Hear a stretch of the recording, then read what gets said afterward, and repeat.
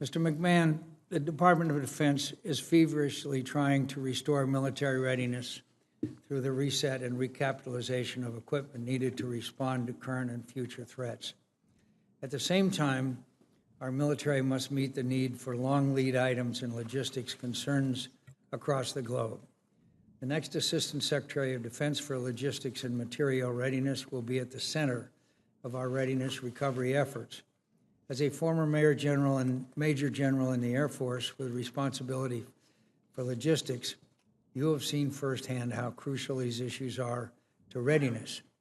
If confirmed, we expect that you will leverage your experience to help each service restore readiness, which it is not today. Along the way, we will look to you to keep us apprised on how the department will reshape its policies to ensure that equipment can be repaired on time and delivered to theater fully mission capable.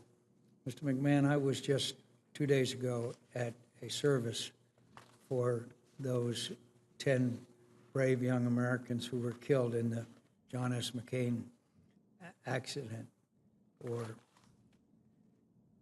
tragedy with their families. There's very few things that are as moving as to meet the families of those who have sacrificed, and it didn't have to happen. And that's the tragedy of all this.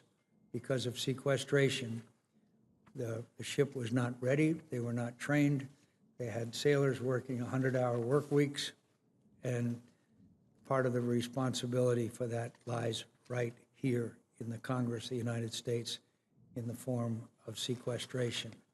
I'm happy to see that there is an increase in defense spending, although not nearly enough, but we have finished our markup, and I believe that it is sufficient to move forward in restoring our military capability.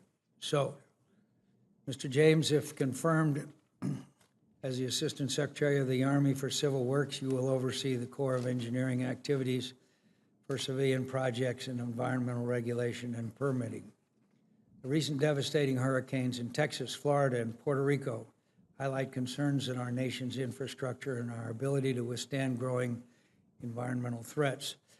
The Corps of Engineers will have a significant role to play in recovery efforts. We look forward to hearing how you will address the many challenges facing the Corps as it takes up the charge of helping these communities rebuild their infrastructure.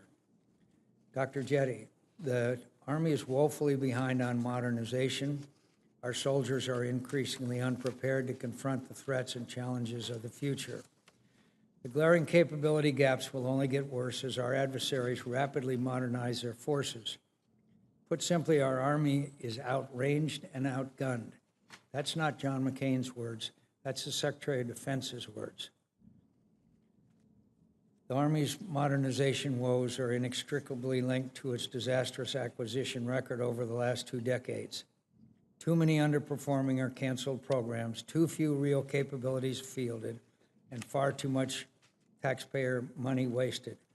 Nearly $50 billion. The Army's recent announcement of 6 key priorities for force modernization was a step in the right direction.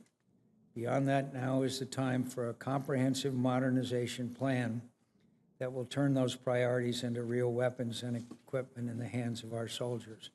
I look forward to hearing how you will rise to this challenge if confirmed as Assistant Secretary of the Army for Acquisition, Logistics, and Technology. Mr. Manasco, our Air Force is the smallest it's ever been, both in terms of number of aircraft and number of personnel. Mr. Manasco, do you know how many F-18s are not operational? What percentage? Senator, I do not. Well, I can tell you it's 60%. Our Air Force, as I said, if confirmed as the Assistant Secretary of the Air Force for Manpower and Reserve Affairs, you will be charged with turning around the Air Force manpower deficit. The President's request for an active duty in strength of 325,000 airmen falls 25,000 short of the requirement articulated by the Air Force Chief of Staff. Your challenge is to be as innovative and forward-thinking as the airmen you will be leading. You must ensure manpower and personnel policy decisions are firmly linked to a coherent strategy. Just 3 years ago, the Air Force kicked out 20,000 of its airmen. That's the kind of short-sighted decision-making we can't afford. If confirmed, this committee will expect you to be an advocate for sound, strategy-driven policy. Our airmen deserve nothing less.